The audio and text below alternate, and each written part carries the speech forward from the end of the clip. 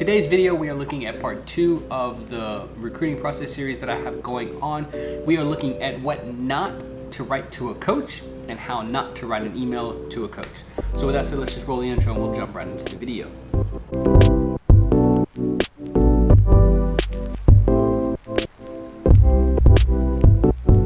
In the introduction, we're looking at part 2 of the recruiting process series. This is what not to write to a coach, and this is how not to write an email. Exactly like in part 1, the email that we received, this one really caught our eye because this is an example of what a mass email looks like. So I have this right here. And just like in the first video, this will be displayed throughout the entire video whenever I am talking about a specific point. Show you an example of what a poorly written email is like. This is important because if you're cold emailing a coach who has no idea who you are, it's very important to make a big introduction and to keep them interested in the email. There are a lot of ways for coaches to open the email, read the first line, and then immediately delete it or not paying attention because it just shows a lack of effort. Again, I'll have this up on the screen so you can follow along with what I'm talking about. You can't go wrong with the subject line. I guarantee if you put your name, your position, the high school, university, or school that you're coming from, and some just general stats, that will be sufficient. So this first particular part of the email, it opened up with "Hello, Coach," nothing else. That's the worst thing you could do because right then we know that it's a mass email. The reason I say that is because it's not very hard to go to the athletic site and find the coach's last name. Hell, it's not even hard to find the first name, but the point is it just shows us immediately there's no effort in finding who they really are when you're personalizing the email, because now this shows that this was a mass email because there's no personalization to it. Right then, most coaches would probably not even consider it because it's not personalized, so that it just falls into the mass category. And the bad part is that you could be a really good player and then it's just gonna fall in there because it's not personalized. So if we look at the whole email as a whole, it's just one big paragraph, and it just looks unprofessional. I'll put it that way. You need to keep your email as professional as possible, right? So it would have looked a lot better if he'd broken the email up and given it some kind of structure. So your name and the position you play, what's the most recent teams you played, what your academic profile is like, and then like your highlight video, or one of that setup would look a lot better than just one big paragraph. And another thing that you should always double check, and a lot of places have writing centers or your professors that would help you, or even your parents, always get it checked for grammar. By not even getting this email spell checked or grammatically correct, we're thinking, what kind of person does that make you appear as far as like your writing ability or your willingness to even take that extra step to get it corrected. Another thing about this email, the second part, it says, "I'm very interested in being part your soccer program and university. I was very impressed by your school's academic and soccer program." They're kind of the same, they're kind of the same sentence, but it also shows that it could be tailored to anybody. So you could shoot this email to 50, 100 schools and you wouldn't have to change the first two sentences like that because it's just a mass email. So you're just throwing your hook out there hoping someone bites. That's what it is.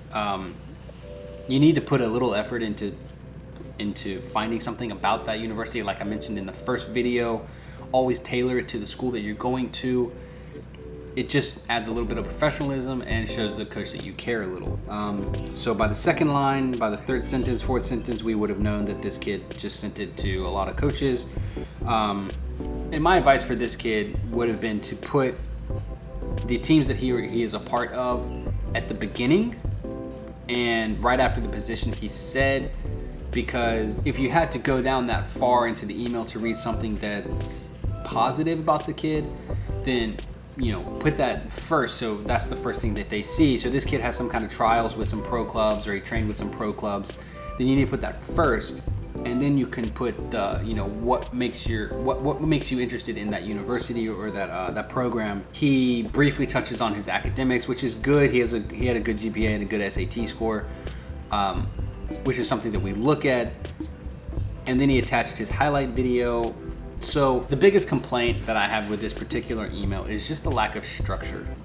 If he would have structured it a little bit different, there would have been some kind of consideration. It's really important that you put your biggest pieces up front. You do have any kind of trials or training sessions at pro clubs, put that up there in the beginning, because that could speak of your talent and your ability, and then you can put down everything else that follows. But I guarantee you that majority of coaches would read this and probably throw it in the trash because it's not tailored. So that's a big thing. He did end really good. His ending was probably better than the whole email. It was very, very straightforward. He had his name, his date of birth, his position, his team, and then the city he was from. So he ended the email pretty good. But this is how you should not write to a coach. Break it up as much as you can. Personalize it as much as you can. It doesn't take very long to go to an athletic page and find some kind of information about them. The least you could do is you could find the coach's name.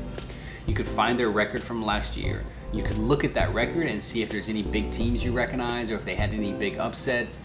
9 out of 10 times that big news, if they did have a big upset, it's going to be posted on that athletic page within the soccer tab. So it'll take you probably 5-10 minutes to find anything positive about the school, and then you can include that in your email. And again, always go back and check, to make sure that they have what you want to major in. So how committed are you to your education, or are you just trying to play soccer at the next level? The education aspect of being recruited is very heavily weighted when it comes to your GPA, your test scores, what kind of program you want to major in, what your classes were like. That is a big factor inside of this. So if you just want to play the sport, then there are other routes that you can go. But if you're trying to be recruited, especially through a cold email, you got to throw some education and academic baits out there for coaches to get onto to start the process of talking to you. So this is how you should not write to a coach. And what I will leave it with is this.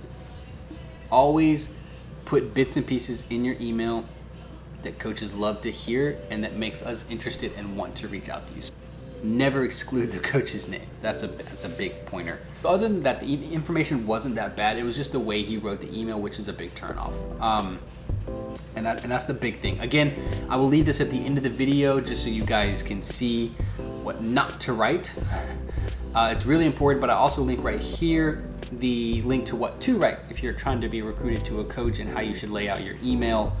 So part 3 of the series is looking at highlight videos, and I will share my opinion and what I look for personally when it comes to watching highlight videos when I make recommendations to my head coach about players that I think will make a good fit for our program. So with that said, I hope you guys enjoyed the video, and I will see you next time.